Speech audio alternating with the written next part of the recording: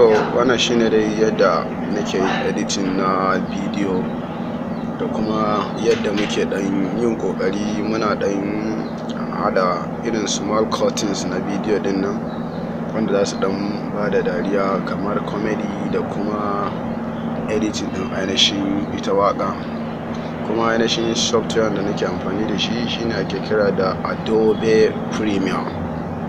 Ita da Adobe Premiere gaskiya tana da abubuwa na ban mamaki waɗanda idan ka tsaya ka duba za ka ga ba kowace software ce take da irin wannan abubuwan nata ba. To shi isa muke ta kokari muga mun yi aiki da ita domin gabatar da ayyuka wanda suka shafi comedy, waka da dai karamin shot.